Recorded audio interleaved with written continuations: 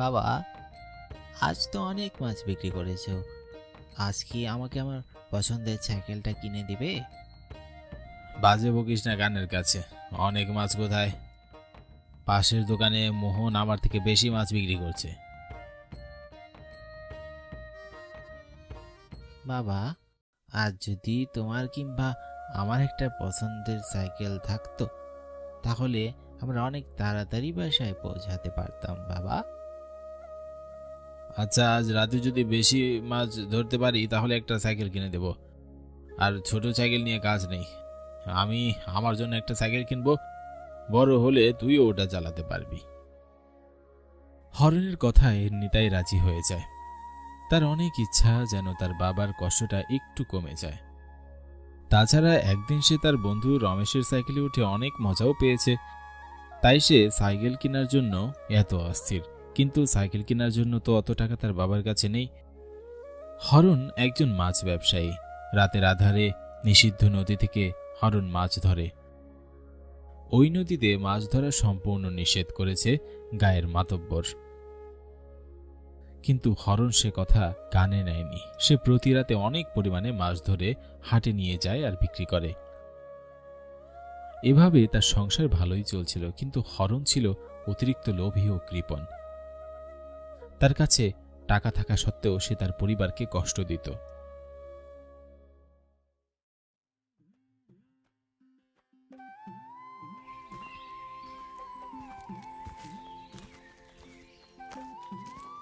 রাত আনুমানিক 12:30। হরন তার ঘুমন্ত ছেলেকে ডেকে নিয়ে যায় মাছ ধরতে। ছোট নিতাই চোখ কচলে। শীতের রাতে তার বাবার সাথে হাঁটতে থাকে।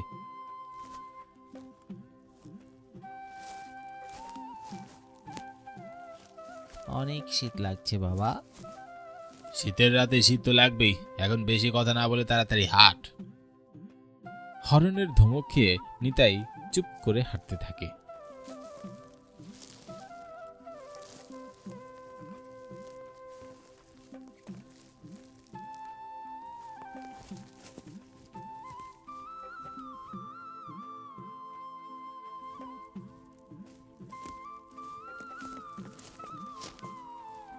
কিছুক্ষণের মধ্যে তারা এক বড় নদীর পাড়ে আসে। এই নদীর নাম জয়ন্তী। কিন্তু জয়ন্তী নাম থেকে ধীরে ধীরে এই নদীর নাম নিষিদ্ধ নামে রূপান্তর হয়েছে। এর কারণ 2 মাস আগে এই নদীতে মাছ ধরা কিংবা এই নদীতে বিকেলের পর নৌকা চালানো সব বন্ধ করেছে গ্রামের মাতব্বর নারায়ণ চক্রবর্তী। তাই এই গ্রামের মানুষ বিকেলের আগে এই নদীতে যাতায়াত ও যাবতীয় কাজ ছেড়ে নেয়। এই নদীকে নিষিদ্ধ করার কারণ আছে। 2 মাস আগে এই নদীতে ছোট বাচ্চাদের লাশ ভেসে উঠত। তারপর থেকে ভয়ে আর কেউ সন্ধ্যার পর নদীর পাড়ে আসতো না। কিন্তু 1 মাস যেতে না যেতেই আরও একটা ছেলে এই নদীতে মারা পড়ে। কিন্তু এই লাশটি আর ভেসে ওঠেনি। নদীতে পড়ার সাথে সাথে ছেলেটিকে আর খুঁজে পাওয়া যায়নি। এসব শুনে সবার ভালোর জন্য এই নদীকে নিষিদ্ধ ঘোষণা করা হয়েছে। কিন্তু হরনের এইসব বিশ্বাস হয় না। তার ধারণা মাতব্বর এই নদীর মাছ একাই ভোগ করার জন্য এমন একটা নিষেধাজ্ঞা জারি করেছে। হরন ও তার ছেলে নিতাই জয়ন্ত নদীর ঘাটে আসে। তারপর হরন জাল ফেলে দেয় নদীতে। জাল ফেলে কিছুক্ষণ অপেক্ষা করতেই হরন খুশিতে আত্মহারা হয়ে ওঠে। নিতাইয়ের কানে কানে বলে, ও মনে হয় আজ কপাল খুলবে রে আমাদের। জালে অনেক একটা বড় মাছ আটকা পড়েছে। 1000 টাকা বিক্রি করতে পারবো। সে টাকা দিয়ে আমায় একটা সাইকেল কিনে দিতে পারবে বাবা? চুপ থাক, সাইকেল সাইকেল বলে মাথাটা খারাপ করিস না। হরনের ধমক খেয়ে নিতাই চুপ হয়ে যায়। তারপর তার বাবার সাথে জাল টেনে ধরে।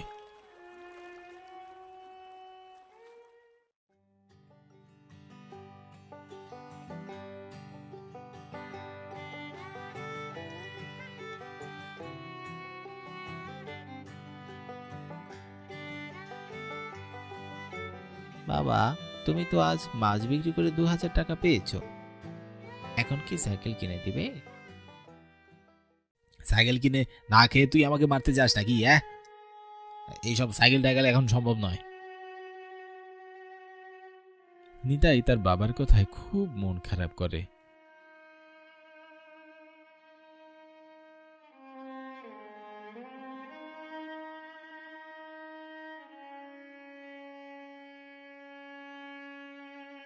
তারা বাড়ির কাছে চলে আসে।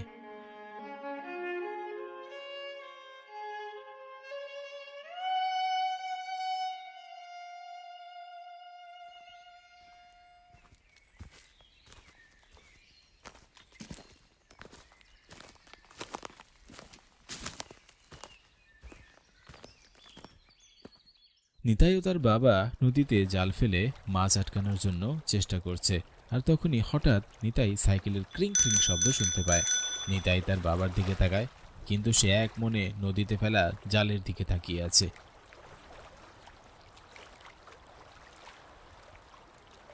বাবা, তুমি কি কোনো শব্দ শুনতে পাচ্ছ? না, তুইও কোনো শব্দ করিস না। হ্যাঁ, মাছ আছে। ঠিক আছে বাবা। নিতাই তার বাবার কথা শুনে বুঝে যায় এখন যদি তার বাবাকে বিরক্ত করে তাহলে সে রেগে যাবে। তাই নিতাই সাইকেলে ক্রিং ক্রিং শব্দ কোথা থেকে আসছে তা জানার জন্য চুপি চুপি তার বাবার কাছ থেকে সরে যায়। কিছু দূর আসতেই নদীর গা ঘেঁষে একটা সুন্দর সাইকেল দাঁড়িয়ে থাকতে দেখে নিতাই খুব অবাক হয়। এত রাতে জয়ন্তী নদীর ঘাটে কে সাইকেল রেখেছে?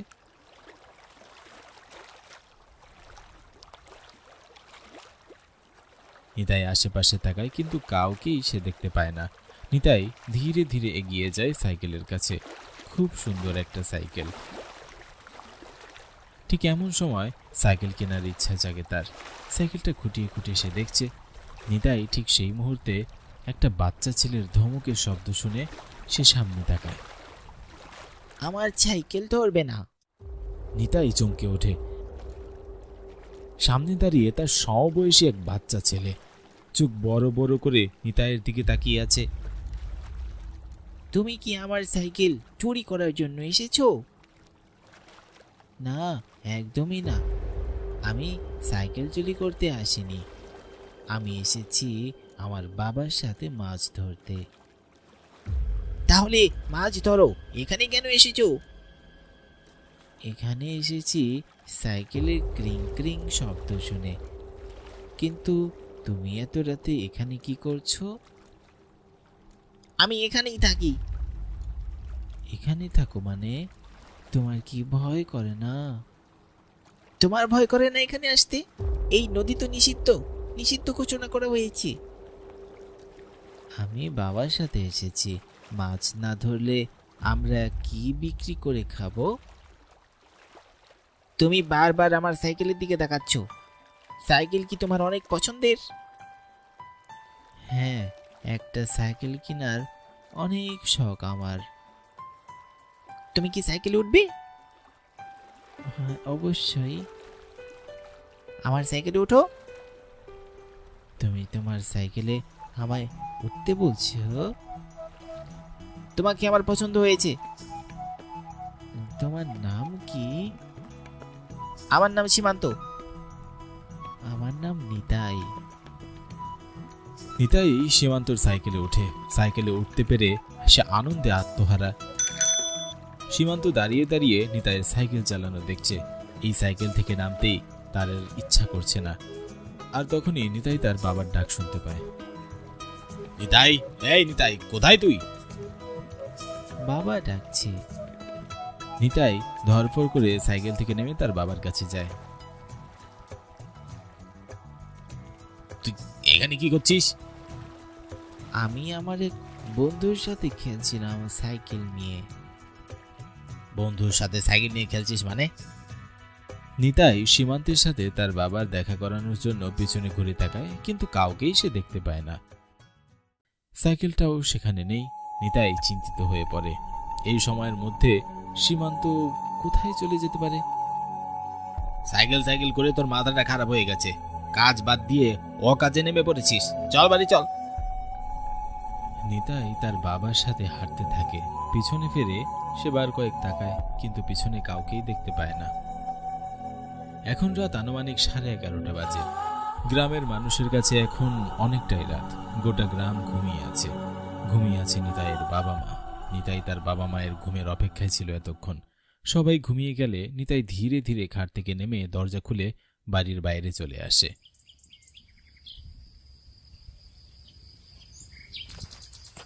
শীতের রাত। তাড়াহুড়োয় নিতাই চাদর নিতে ভুলে গেছে। ঠান্ডায় কাঁপতে কাঁপতে গায়ের পথ ধরে হাঁটছে সে। এত রাতে তার বাবাকে রেখে সে নিষিদ্ধ নদীতে যাওয়ার উদ্দেশ্যে বেরিয়েছে। সীমান্ত বলেছিল সে নদীর ঘাটেই থাকে। সীমান্তর সাথে তার দেখা করতে হবে। কাল কিছু না বলে কোথায় চলে গিয়েছিল জিজ্ঞাসা করবে নিতাই। নদীর ঘাটে এসে নিতাই সীমান্তর নাম ধরে ডাকতে থাকে। সীমান্ত, তুমি কি এখানে আছো? থাকলে আমার সামনে এসো। কয়েকবার সীমান্তকে ডাকার পর নিতাই থেমে যায়। সীমান্ত এখানে নেই, থাকলে তো সাড়া দিতই। হঠাৎ সাইকেলের ক্রিং ক্রিং শব্দ হতে থাকে। নিতাই চমকে চারপাশে তাকায়, কিন্তু আশেপাশে কাউকেই দেখতে পায় না। কেউ তো নেই এখানে, তাহলে সাইকেলের শব্দ কোথা থেকে আসছে? তার ছোট মাথায় কিছু না ঢুকলেও এতটুকু সে বুঝতে পেরেছে এখানে হয়তো খারাপ কিছু আছে। ভয়ে নিতাইয়ের বুক কেঁপে ওঠে। সে চলে যেতে নিবে, ঠিক তখনই ছোট বাচ্চার হাসির শব্দ ভেসে আসে।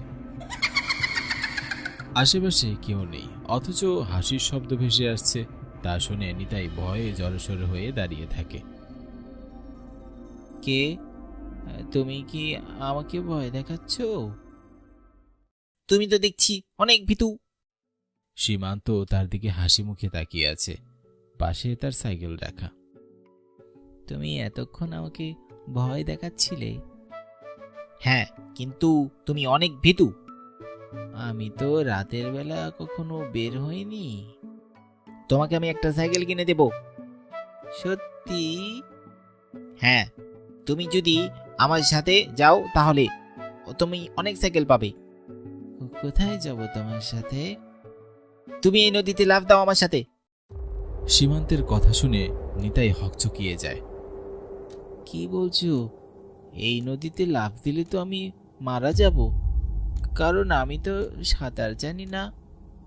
আমি তো আছি তোমার সাথে, তুমি আমার সাথে গেলে অনেক সাইকেল আনতে পারবে। নিতাই সাইকেলের কথা শুনে চোখ বড় বড় করে তাকায়। অনেক সাইকেল আমার লাগবে না, আমার বাবার জন্য একটা সাইকেল আর আমার জন্য একটা সাইকেল লাগবে। তাহলে লাফ দাও। নিতাই নদীর পানির দিকে তাকায়। সাইকেল পাওয়ার আশায় লোভে তার মাথা কাজ করা বন্ধ করে দিয়েছে। কোনো কিছু না ভেবে যেই নিতাই লাফ দিতে যাবে অমনি একটা বিকট চিৎকার তার কানে ভেসে আসে। নিতাই, কি করছিস তুই এটা? নিতাই পিছনে ফিরে তার বাবাকে দেখতে পায়, আর তখনই সে তার পাশে সীমান্তকে আর খুঁজে পায় না। একটু আগেও সেখানে সীমান্ত ছিল, কিন্তু এখন তার বাবা চলে আসায় সীমান্ত চলে গেছে। তো এত কম সময়ের মধ্যে সীমান্ত কোথায় চলে যেতে পারে? তুই আমার আগে এই নদীর ঘাটে এখানে কি করছিস? তোকে আমি কত খুঁজেছি। নিতাই কোনো জবাব দেয় না। তার চোখে মুখে বিস্ময় আর ভয় ফুটে উঠেছে। চল মাছ ধরি। হরণ নদীতে জাল ফেলে অপেক্ষা করতে থাকে। পাশে দাঁড়িয়ে থাকে নিতাই।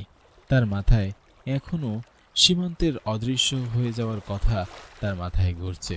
সে কিছুতেই ভেবে পাচ্ছে না সে কোথায় চলে যেতে পারে। ছোট একটা বাচ্চা এত কিছু কি আর বুঝতে পারে? জাল ফেলার পরেই হরণ খুশিতে নিতাইকে বলে, আজ অনেক বড় একটা মাছ আটকে পড়েছে রে জালে, আমার সাথে রশি টান। নিতাই তার বাবাকে সাহায্য করে, কিন্তু পর মুহূর্তে জাল ওঠানোর সময় তারা যা দেখে তাতে দুজনের চোখ কপালে উঠে যায়। নিতাই চিৎকার দিয়ে বলে, এ তো সীমান্তের সাইকেল। সীমান্তের সাইকেল মানে? যে এতক্ষণ আমার সাথে ছিল, তোমাকে দেখে চলে গেছে। হরণ ভ্রু কুঁচকে ছেলের দিকে তাকায়। তার কাছে ব্যাপারটা ঠিক লাগছে না। বাড়ি চল।